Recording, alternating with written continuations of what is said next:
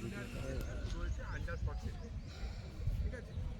এই টুর্নামেন্টটার বিশেষত্ব আমরা লাস্ট 2 বছর আগে থেকে শুরু করেছিলাম এবং এই টুর্নামেন্টে প্রথমবার চ্যাম্পিয়ন হয়েছিল ব্লু স্টার সাব জুনিয়র, দ্বিতীয়বার হয়েছিল রেড স্টার, আর এবার আবার তৃতীয়বার কী হবে সেটা তো আফটার দ্য ব্রেক খেলা শেষের পরেই জানা যাবে। আমাদের আপাতত পরপর খেলা আছে। আমরা 2টি মাঠ ব্যবহার করছি, একটা হচ্ছে নবেন্দ্রনগর রিওয়ার্ডের মাঠ, আর একটা হচ্ছে বিসিএল। ওদিকে খেলা আছে।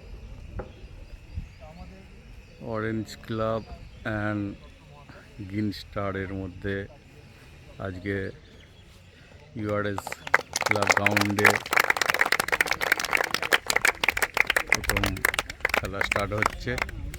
আচ্ছা, সবার তার আগে আমাদের এখানে কিছু বক্তব্য সানশাইন স্পোর্টিং ক্লাবের কোচ রমা স্যার কিছু বলছেন খেলোয়াড়দের উদ্দেশ্যে।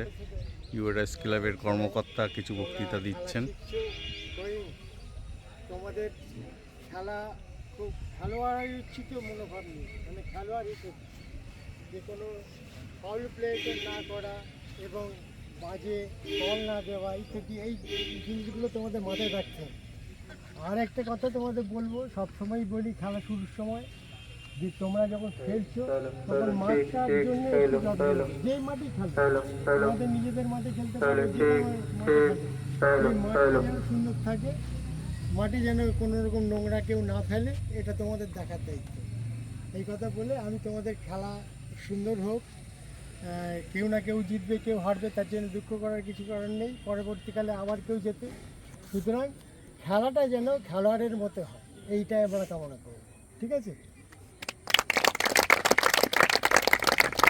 ধন্যবাদ ইউআরএস ক্লাব কমিটির ক্লাব কমিটিকে। আচ্ছা আচ্ছা আচ্ছা, এসো। তোমার নাম? পরিচয় হচ্ছে প্লেয়ারদের সাথে।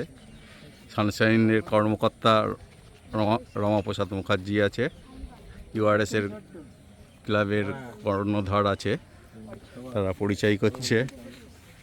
ম্যানেজার আছে আমাদের 2 টিমের, তারা প্লেয়ারদের সাথে পরিচয় পর্ব হচ্ছে এক এক করে। অরেঞ্জ ক্লাবের প্লেয়াররা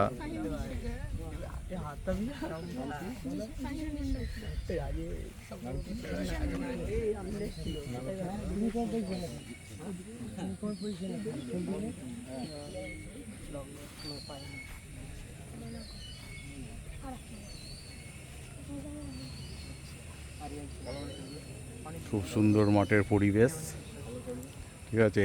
কারার ক্যাপ্টেন গ্রিন ক্লাবের। ধন্যবাদ সবাইকে। ধন্যবাদ সবাইকে। চলো, আর আম্পায়ার আসো, ক্যাপ্টেন থেকে বাকি সব বেরিয়ে যাও।